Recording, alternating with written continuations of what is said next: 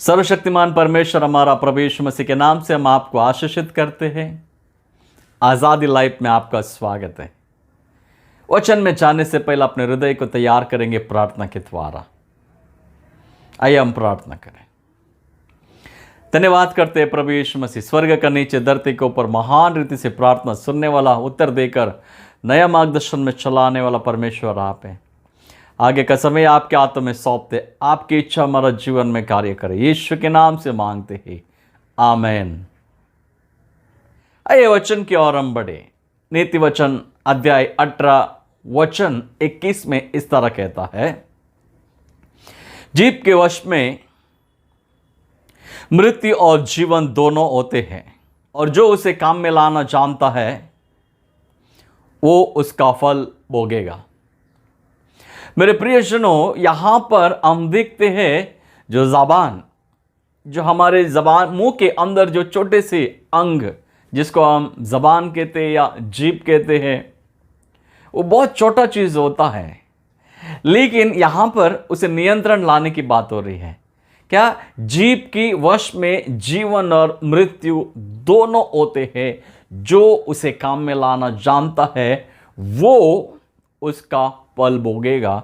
वचन इस तरह कहता है। मेरे प्रियजनों, जो बात हम कहते हैं, मानो हर चीज का नियंत्रण ले सकते हैं, लेकिन जबान का जो नियंत्रण लेना बहुत मुश्किल होता है। अगर याकूब का किताब हम पढ़ते हैं, वहां पर इस तरह लिखा, याकूब कहता है जो नाव होता है, जो शिप होता है, जहाज, उसको नियंत्रण कर सकते हैं वो छोटा सा अंकुश का द्वारा। वो इतना बड़ा जहाज रोकता है। और इस तरह भी वो कहता है घोड़ा जो है, जो हम दौड़ाते हैं, उसको रोकने के लिए छोटा सा जो लगाम मुंह में डालते हैं, उसके द्वारा उसे रोक सकता है। लेकिन इंसान का जो छोटा सा जबान है, उसे रोक नहीं पाते हैं। इसकी वजह से वे या तो मृत्यु की ओर बढ़ते हैं या जीवन की ओर बढ़ते हैं। वो दोनों उनकी हाथों में होता है। मैं आपको दोनों के बारे में थोड़ा थोड़ा ओपन करके बताऊंगा। पहले मैं मृत्यु के बारे में कहूंगा। अगर बुरा बीज जहां अम्ल बोते हैं, यानी कि आम का पेड़ में आम ही निकलेगा। आपूस का अगर बीज लगाते वहां पर आपूस से निकलेगा। मानो आप कांटों से भरा हुआ पौधा को लगाने के बाद अगर आप अपेक्षा करोगे मुझे अंगूर चाहिए या आपूस चाहिए या ड्रैगन चाहिए, तो वो नहीं मिलेगा। वो कांटों से भरा हुआ ही फल मिल सकता है। उसी तरह जो बुरी बात को हम कहते हैं, गाली क्लोज करना या श्राप देना, दुच्छित बातों करना, लोगों को निंदा करना, श्राप की बातें, यानी कि सुबह उठ के गुड मॉर्निंग बोलने का जगह पे या प्रेम की बातों को बोलने का जगह पे गाली देकर बातें करना, श्राप देकर बातें करना, लोगों को नीचे गिराकर बातें करना, अपवित्र बातें करना, ये जीवन में श्राप को लेके आते, जो मृत्यु की ओर जो लेके चलता है, अपने आप में खुद ही श्राप को लेके आता है। या लोगों का बुराई, कानापूसी, तरह तरह का जो चीज़ें हैं जो इन छोटे से जबान से लोग करते हैं। मानो अगर वहां पर दूसरी बाजू में इस तरह लिखा है जीवन की बातें, परमेश्वर ने कहा है अच्छे बातें और बुरी बातें दोनों सिखाया है। जो अच्छी चीज को पीछा करता है वो जीवन की ओर बढ़ता है, जो बुरी चीज का पीछा करता है वो मृत्यु की ओर बढ़ता है। लेकिन हम यहां पर हम देखते हैं वो जो जीवन, अगर मानो आप अपने घर में जो बच्चों को आप गाली देते हो, अगर किसी को मानो हमेशा तुलना भी करते हैं अपने शब्दों से, घर में बच्चे स्कूल जाते हैं तो बाजू वाले को अच्छा कहेंगे, खुद का बच्चों को नकारा कहेंगे, निकम्मा कहेंगे, कुछ काम का नहीं है कहेंगे, इस तरह बातें करेंगे। लेकिन आप यहाँ पर नकारात्मक बातों को छोड़कर मैं आपको उत्साहित करना चाहता हूँ, आज से आप सकारात्मक बातों को कीजिएगा। जब आप सकारात्मक बातों को कहोगे, वैसे ही आपका बच्चों का जीवन में होगा, आपका परिवार में होगा। मैं आपको कहूँगा, आपका बच्चा शायद पढ़ता नहीं होएगा, इस तरह कह सकते हैं, नहीं तो अच्छा कर सकता है, आप करने का तुझ में क्षमता है, थोड़ा और इफेक्ट डाल, थोड़ा और उसको उत्साहित कीजिएगा। मैंने एक परमेश्वर का जन का मुख से एक बात को सुना था। एक बच्चा था, वो पढ़ता भी नहीं था, कुछ नहीं करता था, मस्ती करता, सब कुछ करता था, लेकिन एक दिन वो टीचर को मौका मिला उस बच्चे को छोटा सा काम में उसका एप्रिशिएट करने के लिए, उसका रिस्पेक्ट करने के लिए, आदर करने के लिए। उसे कहा, आज तूने इतना अच्छा काम किया, क्या कहूँ करके।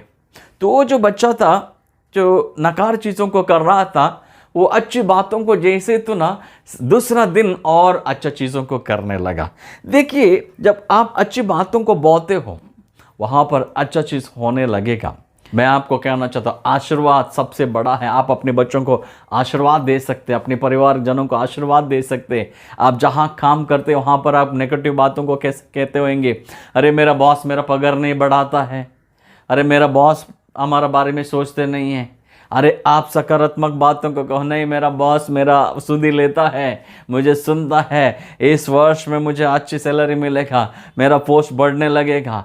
आप ऊंचे स्थान में आओगे। कई बार लोग बीमार हो गए तो मैं बीमार है, मैं बीमार है, मैं बीमार है।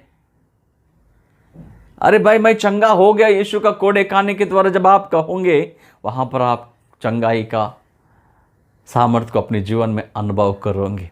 आपका विश्वास आपको चंगा करेगा, आपका विश्वास आपको ताकत देगा, आपका विश्वास आपको बल देगा, आपका विश्वास आपको ऊंचा उठाने के लिए सहायता करेगा। लास्ट भाग में क्या लिखा है, वो उसका फल भोगेगा। मतलब अच्छा करेंगे तो अच्छाई का फल को भोगेगा, बुरा करेंगे तो बुरा फल को भोगेगा। कई बार देखिए, आदमी कोई गलती नहीं करता है, लोग उसका बुराई करते हैं। आपको क्या लगता है, परमेश्वर उसका स्तुति नहीं लेता जिसका बुराई करता है? लेता है। अगर आप बुरी बीज को बोओगे, आपका जीवन में बुरा फल उगने लगेगा। इसीलिए आज ही अगर आप गलत चीज़ों में, गलत बातों में, गाली क्लोज करने में, झगड़ा करने में या तरह तरह का चीज़ों में है, उसे छोड़ दीजिए और आज से निर्णय लीजिए, मैं एक अच्छी जीवन की ओर बढ़ूंगा। बाइबल हमें बताता है स्पष्ट रीति से, यीशु मसीह कहता है, जो बुरा है वो बुराई की ओर बढ़ेगा, जो अच्छा है वो अच्छाई की ओर बढ़ेगा।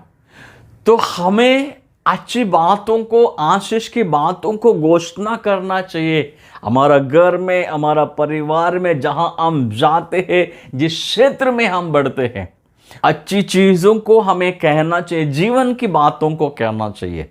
मैं यीशु में फलवंत रहूँगा, मैं यीशु में आशीषित हूँ, मेरा खतों में अनाज है, मैं हमेशा दूसरों के लिए आशीष का कारण बनूँगा, मेरे जीवन प्रभु में फलदायक है, जो भी मुझ में है वो प्रभु का नाम का महिमा के लिए होगा। जब आप इस बात को कहोगे, प्रभु आपका जीवन में महान कार्यों को, महान चीज़ों को करेगा। हालेलुया। खत्म करने से पहला एक बात मैं आपको कहना चाहता हूँ।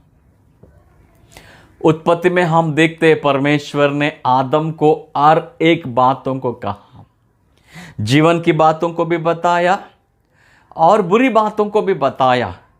चुनौती आदम का था, जब भी वो बुरा चीज़ को चुन रहा था, परमेश्वर उसको रोका नहीं, तो क्यों बुरा चीज़ को हाथ लगा रहा है? क्योंकि दोनों बातें परमेश्वर ने उसकी सामने रखी थी। जब वो बुरे फल खाया, परमेश्वर रोकने के लिए नहीं आया, लेकिन वो फल खाने की वजह से वो तो जीवित रहा, लेकिन परमेश्वर उसके साथ नहीं था। इसका वजह से उसको पसीना बहाना पड़ा। वो जो भी मेहनत कर रहा था, वहाँ पे कांटे उग रहा था, उसका जीवन में आशीर्वाद नहीं था। लेकिन हमारा प्रभु यीशु मसीह का धन्यवाद हो, यीशु मसीह का आने के द्वारा वो एक जीवन की बातें, जीवन देने वाली बातें यीशु ने हमारे लिए लाया। आज हम पुरानी बातों को भूलकर, गंदी बातों को कहना छोड़कर, अच्छी बातें, सकारात्मक बातें, भलाई की बातें, जीवन की बातें, परमेश्वर को सुरक्षा की बातें और दूसरों के लिए आदर की बातों को कहकर आगे बढ़ने वाला बन सके, ताकि हमारा जीवन, हमारा परिवार, हमारा नगर प्रभु में आशीषित रह सके और प्रभु की महिमा जीवन के द्वारा होवे, ये हमारी प्रार्थना है। आइए हम प्रार्थना करेंगे। स्तुति की योग्य परमेश्वर, आज का इस संदेश को तेरे हाथों में सौंपते, पवित्र आत्मा की सामर्थ्य और अभिषेक के द्वारा प्रभु जी आशीषित कर।